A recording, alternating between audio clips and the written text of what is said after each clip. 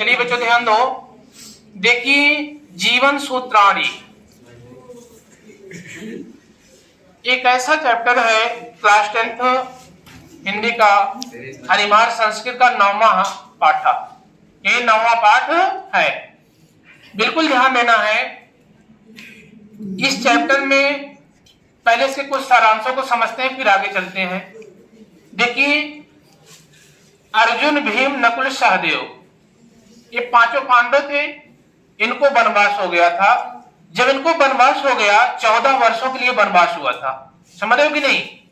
जब 14 वर्षों के लिए वनवास हुआ तो ऐसे जंगल में लोग घूम रहे थे। एक दिन घूमते घूमते जंगल में चले गए और जब जंगल की तरफ पहुंचते हैं तो इनको प्यास लगी अचानक।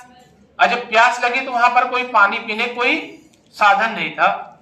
तो ऐसी स्थिति में एक लोग को भेजते हैं कि जाओ आप पानी लेकर आओ, हम लोग यहीं पर बैठे हुए हैं।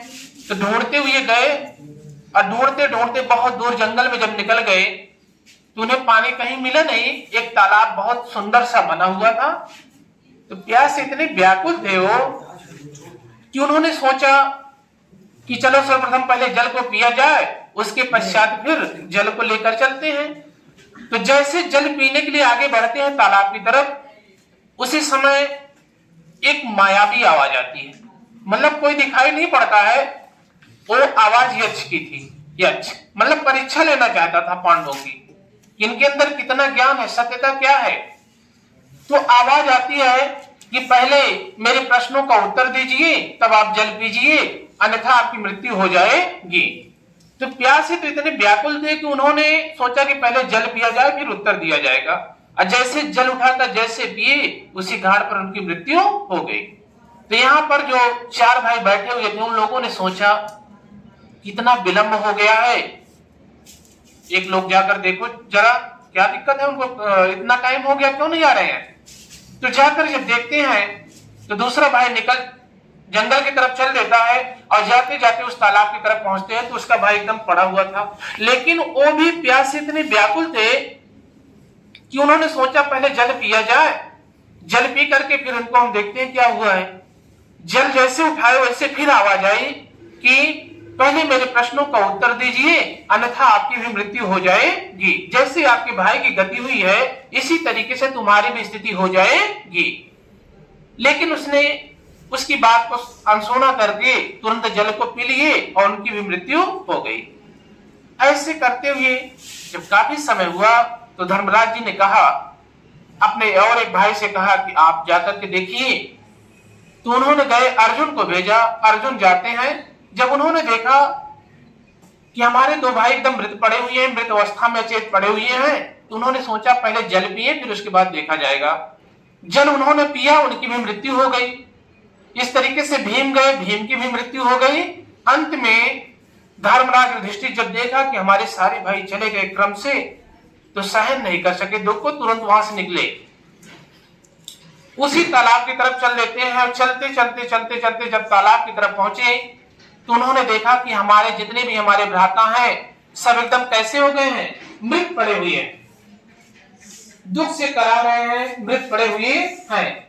ऐसी स्थिति में भाई देखिए, इस संसार में भूख प्यास एक ऐसी चीज होती है कि चाहे जितने लोग हो, घर के लोग ही अगर मृत्यु हो गई है, लेकिन भूख प्यास एक ऐसी चीज होती है लोग उसको सहन नहीं कर सकता, उस समय भी भोजन कर लेता है। सही है कि नहीं?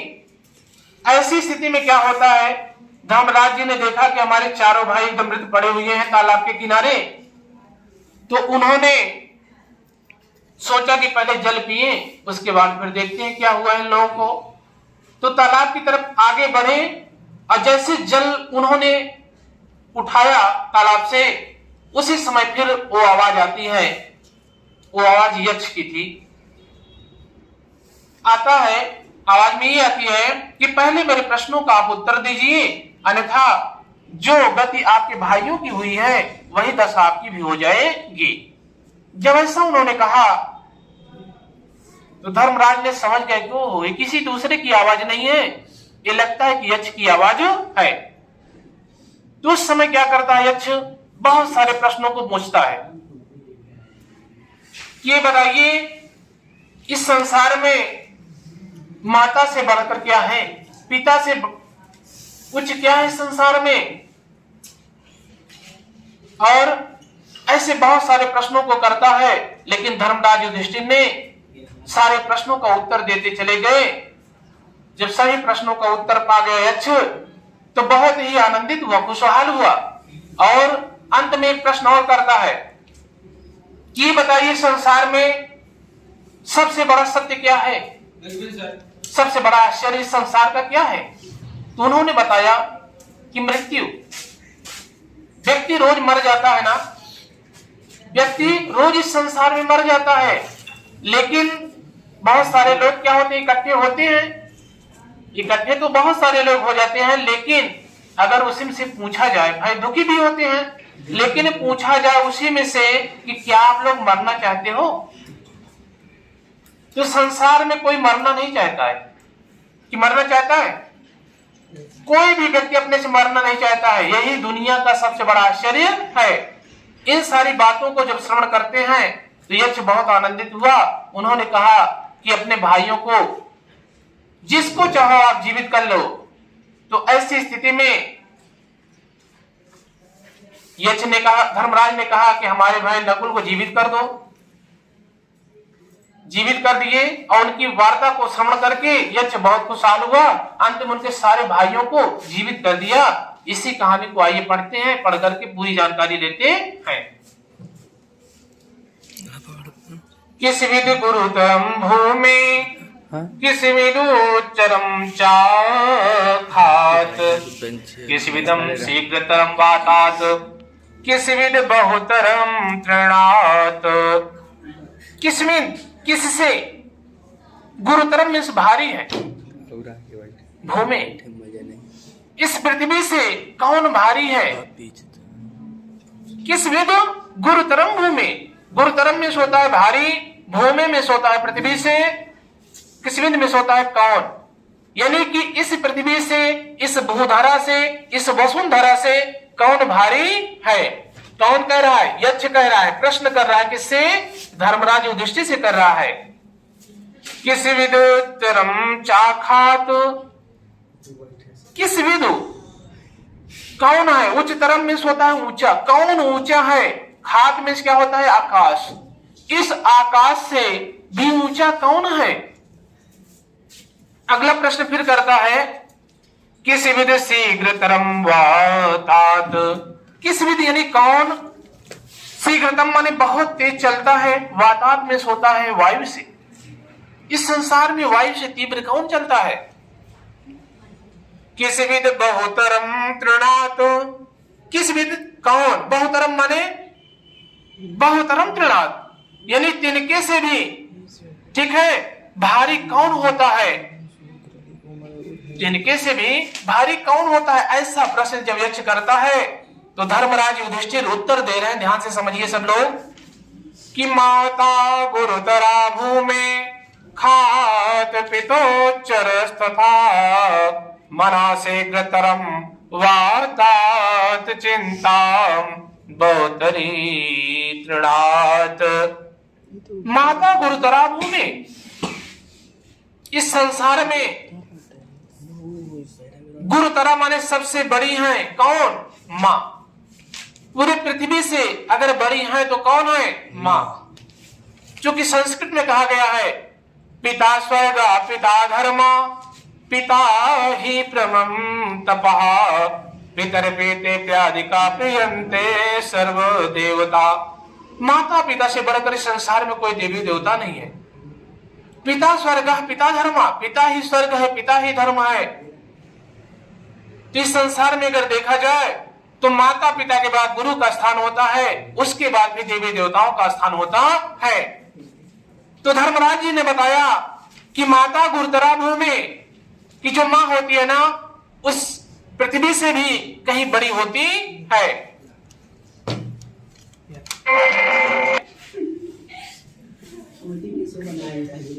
खात पितोच्चर अस्था, और जो पिता होता है पितोच्चर अस्था क्या है? आकाश से भी ऊंचा होता है। माता तो इस पृथ्वी से भी क्या होती है, उसका स्थान ऐसा होता है कि पृथ्वी से भी बड़ा स्थान होता है, लेकिन जो पिता होता है उसका स्थान आकाश से भी ऊंचा होता है।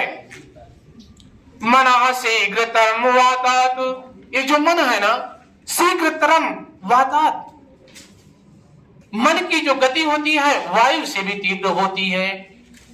समझ आया? जो मन की गति होती है वायु से भी शीघ्रतरम तीव्र होती है। किसी भी चिंता बहुतरी तृणात, चिंता, चिंता क्या होती है? चिंता और चिता। चिता क्या करती है? मृत लोगों को जलाने का काम करती है, लेकिन जो चिंता होती है ना, वो जीवित लोगों को जलाकर राख कर देती है। तो व्यक्ति चिंता ज्यादा नहीं करना चाहिए। यहां पर बता रहा है कि चिंता बहुत रे तृणात, चिंता तिनके से भी क्या है, भारी होती है। समझ आया कि नहीं? क्योंकि जो तिनका होता है ना, वो क्या करता है भाई, अग्नि को जलाने का काम करता है, लेकिन जो चिंता होती है वो मानव शरीर, मानव आत्मा को जलाने का काम करती है।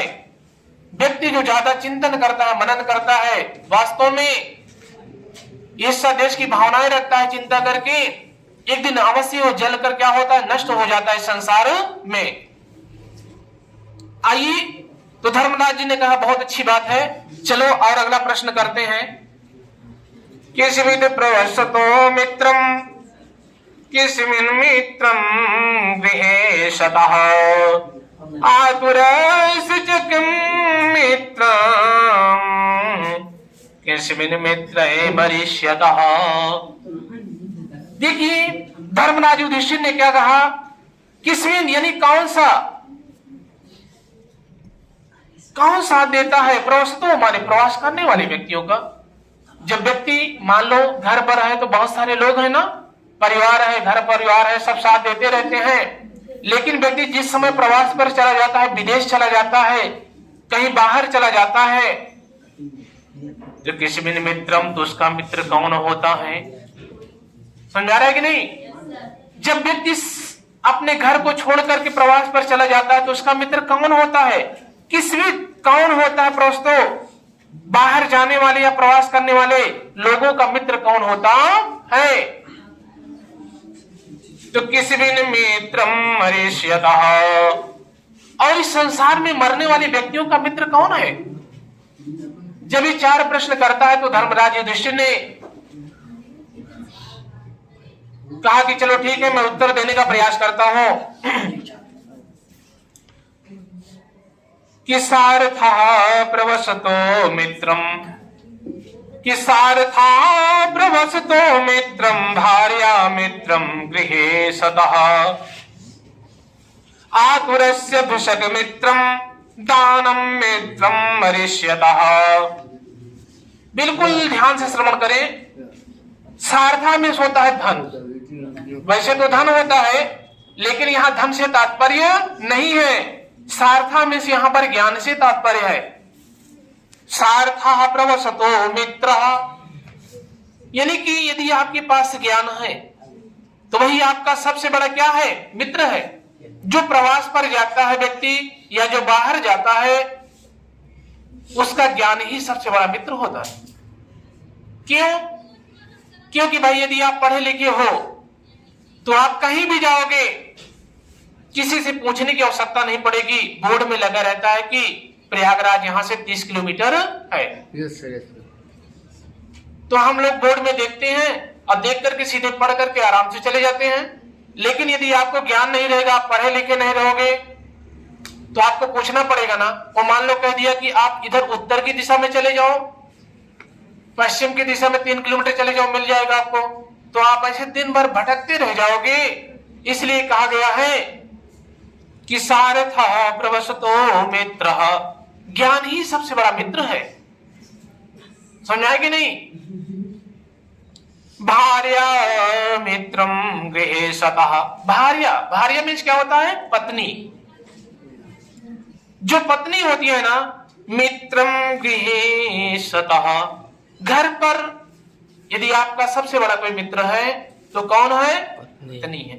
पत्नी भार्या में क्या होता है? पत्नी। माता पिता नहीं क्या होती है? सबसे बेहतर, सबसे बढ़िया आपका मित्र होती है। भाई सारे आप सुख दुख की जितनी भी बातें होंगी यदि आप शेयर करोगे तो भार्या से करोगे।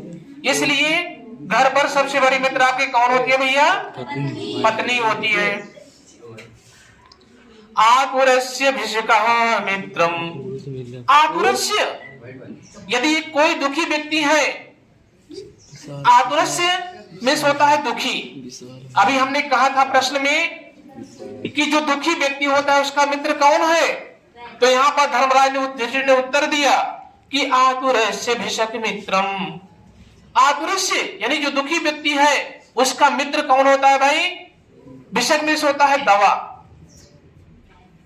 यदि आप दुखी हो तो दवा खाओगे तभी तो ठीक हो पाओगे, है कि नहीं? तो दुखी व्यक्तियों के लिए क्या है? दवा उसका सबसे बड़ा मित्र होती है। फिर उन्होंने कहा कि दानम मित्रम मरीष्यतः। दानम मित्रम मरीष्यतः, जो इस संसार से विदा हो जा रहे हैं, संसार से मरकर चले जा रहे हैं, उनका मित्र कौन है? धर्मराज यक्ष ने प्रश्न यही किया था ना, तो उन्होंने उत्तर दिया कि दानम मित्रम मरीष्यतः। यदि आप दान कर रहे हो तो वही सबसे बड़ा आपका मित्र होगा। जीवन में जो कुछ भी आप दान पुण्य करोगे वही आपका मित्र होगा। ठीक, अब आगे चलते हैं। तो धर्मराज ने कहा बहुत अच्छा आपने उत्तर दिया। अब हम चलते हैं, थोड़ा सा आगे की तरफ बढ़ते हैं कि किस्मिद एक पदम, किस्मिद एक पदम धर्मम, किस्मिद एक पदम यशः, किस्मिद एक पदम स्वर्गम, किस्मिद एक पदम सुखम। यक्ष ने बहुत अच्छी बात पूछा धर्मराज से कि एक ही पद में होता है शब्द। किसमें? एक पदम धर्मम, एक ही पद में बताना है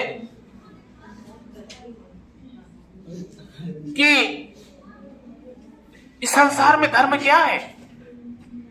किसमें एक पदम यशः, एक ही शब्द में आप बताइए यश कीर्ति व्यक्ति की क्या है। किसी विधि एक पदम स्वर्गम, किसी विधि एक पदम सुखम। उन्होंने कहा इस संसार में आपको यदि स्वर्ग जाना है तो एक ही शब्द में बताइए उसका मार्ग क्या, उसका रास्ता क्या है। किसी विधि एक पदम सुखम। यदि आपको सुख प्राप्त करना है तो सुख प्राप्त करने का मार्ग क्या है? कौन सा ऐसा उपाय है जिसके माध्यम से आपको सुख प्राप्त होगा? तो धर्मराज जी ने उत्तर दिया, कोई बात नहीं, परेशान होने की बात नहीं है, मैं उत्तर देता हूं। उन्होंने कहा कि दार्शनिक पदम धर्मम, दार्शनिक पदम धर्मम, दारेणक पदम यशः, सत्यमेक पदम स्वर्ण्यम, शीलमेक पदम सुखम। दार्शनिक पदम, दार्शनिक होता निपुणता ज्ञान। यदि आपके पास ज्ञान है, ज्ञान विवेक से आप धर्म कर्म करते रहोगे। दार्शनिक पदम धर्मम, दानमेक पदम यशः, सत्यमेक पदम स्वर्गम, शीलमेक पदम सुखः। ध्यान दें, दार्शनिक पदम धर्मम, एक ही पद में बताना है, एक ही शब्द में आपको बताना है कि निपुणता और ज्ञान क्या है। दान में कम यशः, दान देने से व्यक्ति की क्या होती है? यश कीर्ति बढ़ती है, उसकी चर्चा होती है। समझा कि नहीं? जो कुछ भी आप धर्म कर्म करोगे, दान दोगे, उससे आपकी यश कीर्ति बढ़ती चली जाएगी। सत्यमेक पदम स्वर्गयम। सत्य, यदि आप सत्य बोलते हो तो सत्य का आधार होता है कि आप स्वर्ग के रास्ते आपके खुले रहेंगे। साच बराबर तप नहीं, झूठ बराबर पाप। जाके हृदय साच है ताके हृदय आप। यदि आप सत्य बोलोगे तो सत्य से बड़ा इस संसार में कोई धर्म नहीं होता है कि सत्य न दूसर धर्म समाना। सत्य से बड़ा कोई धर्म नहीं है कि सील में कम पदम सुखम। यदि आप क्षण मात्र के लिए सील कर लेते हो तो निश्चित तौर पर आपको सुख ही सुख प्राप्त होता रहेगा, आप कभी दुखी नहीं होगे। ऐसा धर्मराज युधिष्ठिर ने जब उत्तर दिया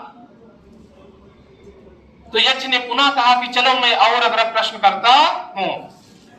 क्या करता है, ध्यान से देखिए कि धान्यानामोत्तमं किस्विदं धनानाम स्वाद किमोत्तमं लाभानामोत्तमं किम स्यात् सुखानाम स्यात् किमोत्तमम्। देखिए ये प्रश्न क्या कर रहा है कि धान्यानाम उत्तमम किस्मितम। अनाज,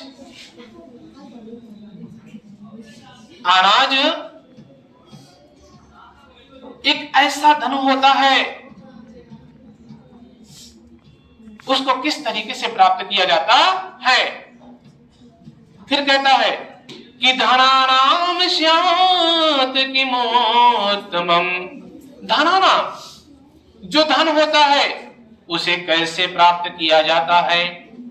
लाभानाम उत्तमम्, का लाभ प्राप्त करने का सुंदर तरीका कौन सा है, कौन सा आधार है। सुखानाम स्यात् किमोत्तमम्, और सुख प्राप्त करने का सबसे अच्छा आधार क्या है। तो उस समय धर्मराज युधिष्ठिर ने उत्तर दिया कि धान्यानामोत्तमं दाक्ष्यम्। ओहो, धर्मराज कितनी अच्छी बात बता रहे हैं। इस संसार में यदि आपको, आपके अंदर निपुणता है, ज्ञान है आपके अंदर, तो निश्चित तौर पर अच्छे तरीके से आप फसल को प्राप्त कर सकते हो।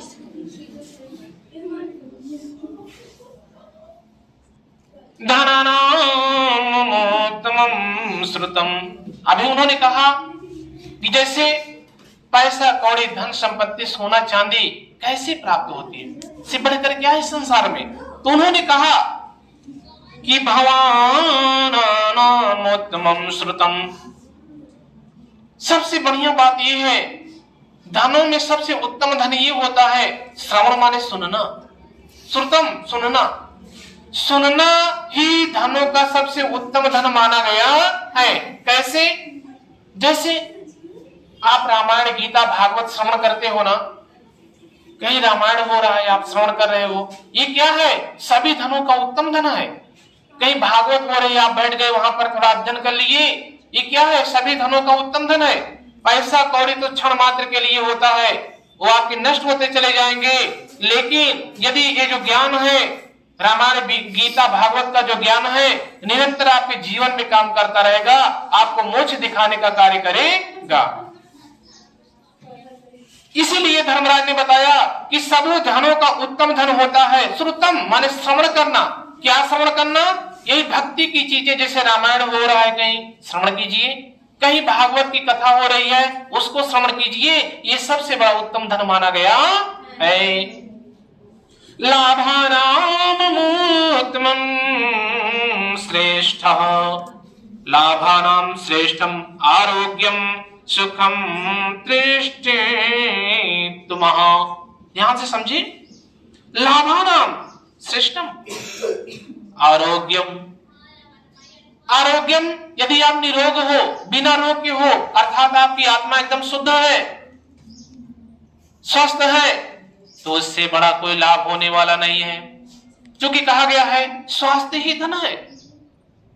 आप अगर करोड़पति हो, लेकिन यदि आपका स्वास्थ्य अच्छा नहीं है तो उस ऐसे धन से क्या मतलब है। पता लगा आप पीड़ित हो, हमेशा दुखी हो, पेन से करा रहे हो, तो ऐसे धन से कोई लाभ होने वाला नहीं है। तो धर्मराज जी ने बताया कि लाभानाम श्रेष्ठ आरोग्यम। आरोग्यम, यदि आप निरोगी हो, स्वस्थ हो, तो उससे बड़ा कोई लाभ होने वाला नहीं है। भाई आप स्वस्थ रहोगे तो जितना कुछ कमाओगे, थोड़ा बहुत जो भी कमाओगे, वो सब आपका बचता ही तो जाएगा ना।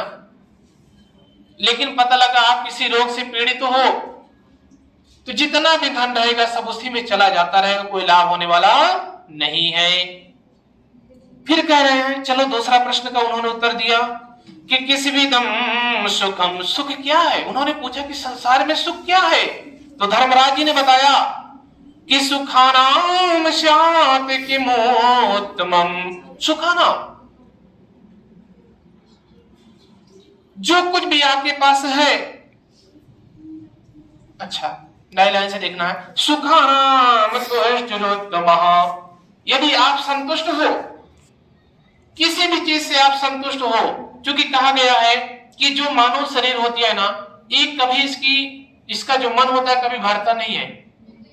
जब व्यक्ति गरीब रहता है, कहीं घर बन गया तो सोचता है यार इसका प्लास्टर हो जाए, फिर और ऐसे बहुत सारे कार्य भी सोचता है कहीं गाड़ी आ जाए तो बेहतर होगा। ऐसे उसकी इच्छाएं बढ़ती चली जाती हैं। इसीलिए बता रहे हैं यहाँ पर धर्मराज जी कि सुखानाम तुष्टिरोत्तमः। यदि व्यक्ति अपने जीवन में थोड़े से कार्य में अगर संतुष्ट है, संतुष्टि ही सबसे बड़ा सुख है। तुष्टिरोत्तम सुखानाम, संतुष्टि ही क्या है, सबसे बड़ा संसार का सुख है। यदि आप संतुष्ट हो कि चलो भगवान ने जो कुछ दिया है, सब कुछ है हमारे पास, तो समझ लो वही सबसे बड़ा क्या है, इस संसार का सुख है।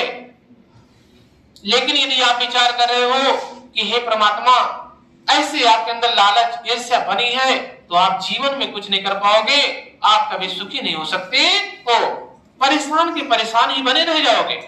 इसीलिए उन्होंने कहा कि संतुष्टि क्या है, सबसे बड़ा सुख है संसार का। अंतिम श्लोक की तरफ हम लोग बढ़ रहे हैं।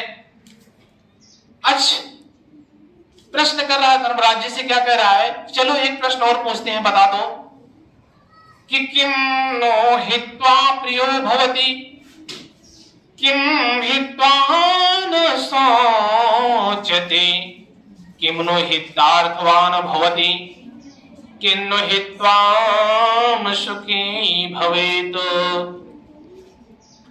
किम हित्वा, किसको त्याग करके, किस चीज को व्यक्ति त्याग दे कि सुखी हो जाए, सभी लोग सुखी हो जाएं। व्यक्ति के पास ऐसी कौन सी चीज है जिसको त्याग दे तो जो सामने वाले व्यक्ति है वो क्या हो जाए, सुखी हो जाए। किंतु हित्वा न सोचति, ऐसी कौन सी चीज है जिसको त्याग देने से ना सोचती व्यक्ति दुखी नहीं रहेगा। किम हित्यार्थवान भवति, किसको त्याग देने से व्यक्ति धनवान हो जाता है। कौन सी ऐसी चीज है जिसको त्याग देने से व्यक्ति संसार में धनवान हो जाएगा। किन्नु हित्वा सुखी भवे, तो ऐसी कौन सी चीज है जिसको त्याग देने से व्यक्ति सुखी ही सुखी हो जाएगा, कभी जीवन में दुख नहीं आएगा। तो धर्मराज जी ने कहा चलो इस प्रश्न का भाई हम उत्तर देते हैं। धर्मराज जी अपने मुखार बिंदु से कह रहे हैं कि मनाम ही त्वा प्रियो भवति, क्रोधम हित्वा न सोचति, कामम हित्वार्थवान भवति, लाभम हित्वा सुखी भवेत्। उत्तर में क्या करें, बहुत ध्यान से समझ करें कि मानम हित्वा प्रियो भवति। यदि व्यक्ति के अंदर जो अहंकार है, मानव अहंकार, यदि आपके अंदर अहंकार है, ईर्ष्या देश की भावनाएं हैं, यदि आप उसको त्याग दोगे, हित्वा कर, हित्वा में क्या होता है, त्यागना, क्या होता है, हनन कर दो। यदि अपने अहंकार का हनन कर दो, त्याग कर दो, तो प्रियो भवति, सभी के आप प्रिय हो जाओगे। भाई आपके अंदर अगर अहंकार है, घमंड की चीजें हैं, तो आपसे कौन बात करेगा? आपके पास कोई आने वाला नहीं है। लेकिन यदि आपके पास नम्रता का भाव है, दयालुता का भाव है, तो जितने भी व्यक्ति हैं संसार के, सब आपके पास आएंगे, बैठेंगे, सलाह लेंगे। लेकिन यदि अहंकार है तो कोई आज के युग में बैठने वाला नहीं है। इसीलिए धर्मराज जी ने बताया कि मानम हित्वा प्रियो भवति, यदि अहंकार को आप त्याग दोगे तो सभी के प्रिय हो जाओगे, सभी के आपके प्रेमी हो जाएंगे। अगले प्रश्न का उन्होंने उत्तर दिया कि क्रोधम हित्वा न सोचति, क्रोधम हित्वा न सोचति। इस संसार में व्यक्ति क्रोधा पापस्य मूलः, यदि व्यक्ति क्रोध करता है ना तो बहुत बड़ा पाप हो जाता है। क्रोध के कारण ही बहुत बड़ा क्या होता है, अनर्थ हो जाता है, पाप हो जाता है। जबकि क्षण मात्र के लिए उसी क्रोध को व्यक्ति बस में कर ले तो जीवन में सुखी सुखी रहेगा, है कि नहीं? यहां तक कि क्रोध में आवेश में आकर व्यक्ति की मृत्यु तक कर देता है। तो इसीलिए बता रहे धर्मराज जी कि क्रोधम हित्वा न सोचति, क्रोधम हित्वा माने यदि त्याग देता, यदि व्यक्ति क्रोध को त्याग देता है तो ना सोचते, तो ज्यादा समय तक उसे कष्ट नहीं सहना पड़ेगा, आनंद ही आनंद रहेगा।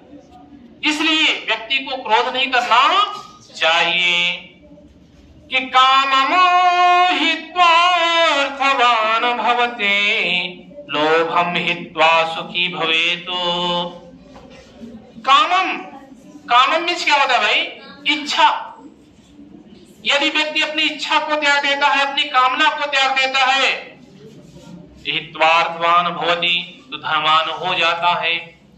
अब पता लगा उसके अंदर इच्छा बनी हुई है यार कि वो चीज हमको मिल जाए, वो भी चीज मिल जाए, वो चीज अगर हमारे पास हो तो बहुत बढ़िया रहा। तो ऐसा व्यक्ति जो सोचता है संसार में ना, वो कभी धनवान नहीं हो सकता है। समझो कि नहीं? यदि इच्छा और लालच को व्यक्ति अपने बस में कर ले तो निश्चित तौर पर धनवान हो जाएगा। कि लोभम हित्वा सुखी भवेत, लोभम जो लालच है, हित्वा माने यदि उसका हनन कर देता है, उसको त्याग देता है। यदि व्यक्ति लालच को त्याग देता है तो सुखी भवेत, तो अपने जीवन में सुखी ही सुखी रहता है, आनंदित आनंदित ही रहता है, उसे कभी संकट नहीं आ सकता है। इस तरीके से ये पाठ आपका समापन हुआ।